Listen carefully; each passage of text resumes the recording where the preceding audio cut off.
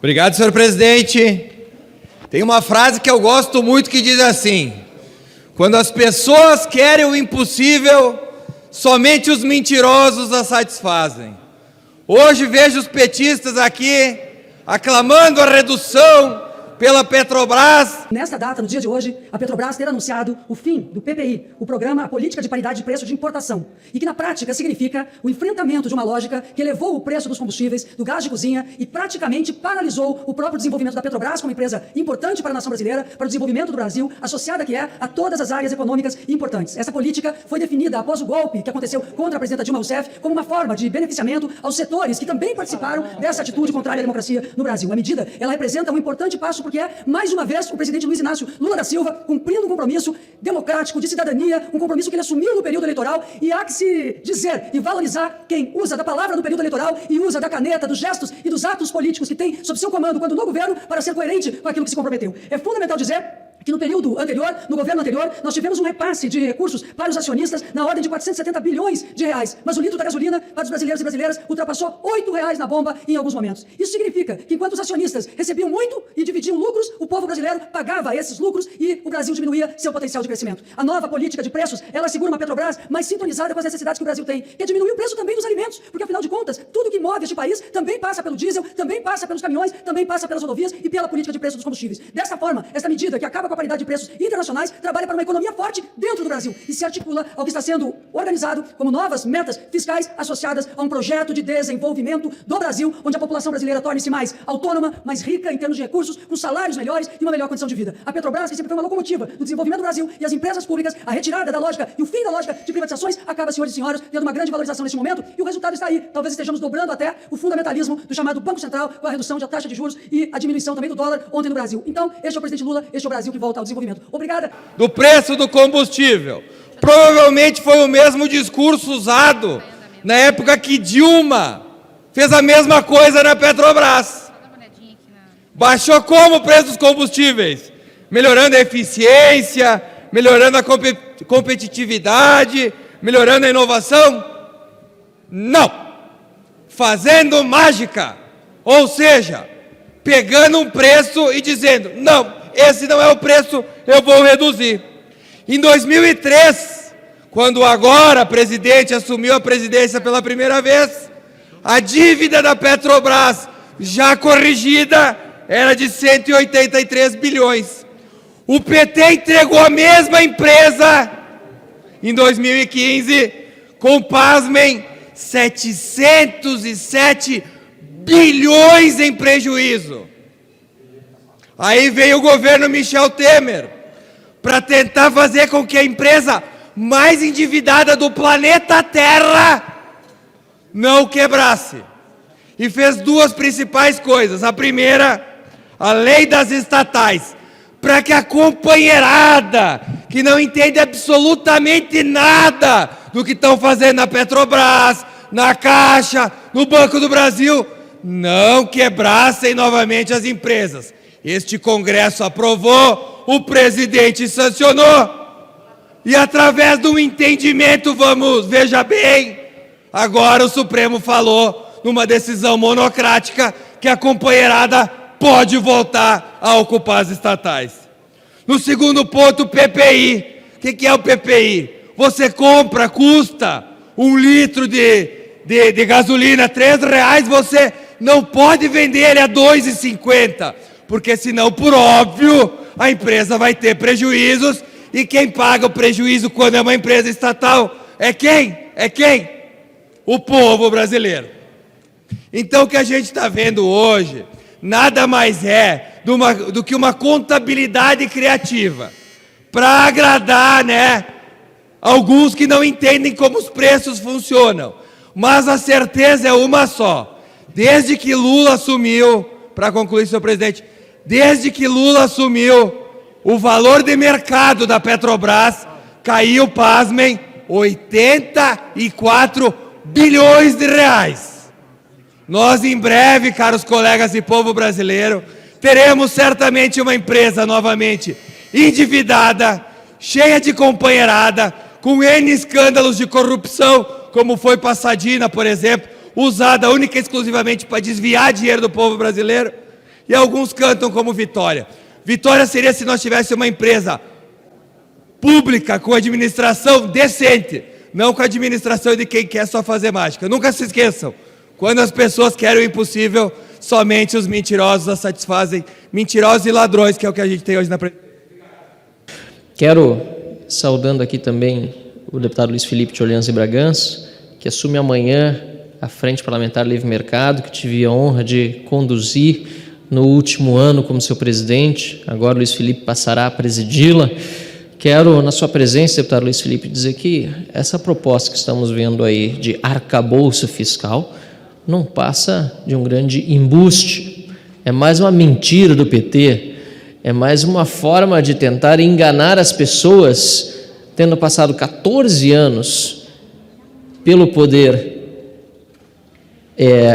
até o ano de 2016, continuam utilizando as mesmas técnicas, táticas de achar que aprovando aqui um projeto de lei que é no máximo uma carta de intenções, o mercado vai reagir com ânimo, caindo taxas de juros e assim por diante.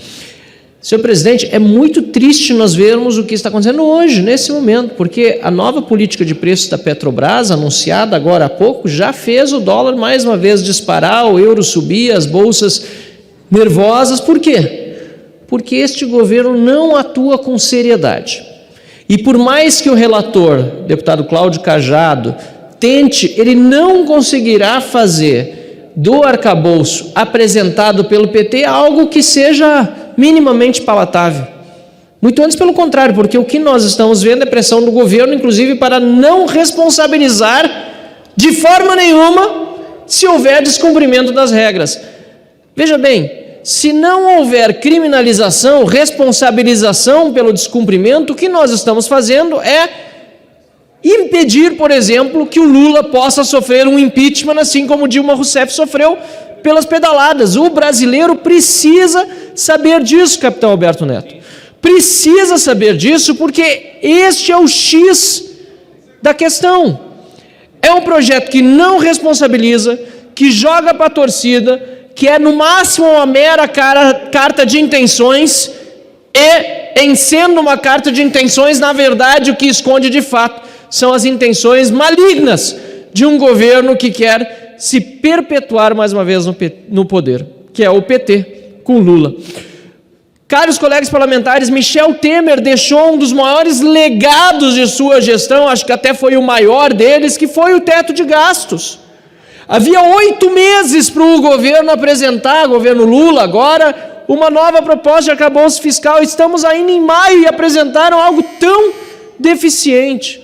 Pois eu conclamo os parlamentares a rejeitarmos esse requerimento de urgência, para que nós possamos, assim, nos debruçar sobre um verdadeiro projeto de arcabouço fiscal, numa comissão especial, bem discutido, porque se há coisas a melhorar, e sempre há no teto de gastos, pode ser feito muito melhor com a pluralidade dessa casa, discutindo numa comissão especial, e não desta forma assodada como está sendo proposto.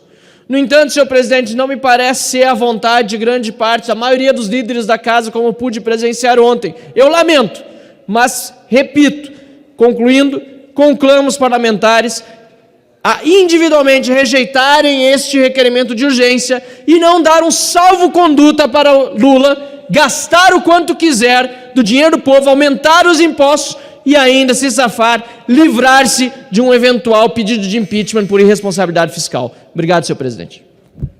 Vejam só, se Bolsonaro tivesse anunciado o fim da paridade do preço dos combustíveis atrelado ao mercado internacional, eu imagino que a imprensa brasileira não estaria falando hoje sobre a condução da política econômica do governo. Mas estão todos passando pano, e eu espero que dê certo, todos nós esperamos que dê certo. Mas o interessante na política do PT é que tudo é uma completa subjetividade. O projeto que eles apresentam para combater as ditas fake news são todos tipos abertos. Por quê? Porque aí dá margem para trabalhar. A política de preço da Petrobras anunciada agora é aberta. Ninguém sabe o que pode acontecer, porque não existem marcos certos, não existe previsibilidade. Isso tudo facilita a construção da narrativa, assim como eles fazem com a economia. Bagunça a economia, o dinheiro fica caro, obviamente o juros sobe, eles culpam os juros. Então, o que nós notamos é que o Lula está de rumo certo, com o pé no acelerador, levando o país para o buraco, mas construindo a narrativa. Ele diz, para Bolsonaro não voltar ao poder, para a direita não voltar ao poder, nós precisamos encaixar a narrativa. E aí a narrativa é o que eles fazem melhor. Como dizia Mão Santa, o PT, quando não está mentindo, está roubando. Quando não está roubando, está mentindo. Por falar em roubar, eu vejo que as pessoas parecem que se esqueceram que foi devolvido 15 bilhões aos cofres do país por rombos na Petrobras e em tantas outras estatais no Brasil durante o governo do PT. Mas eles constroem a narrativa.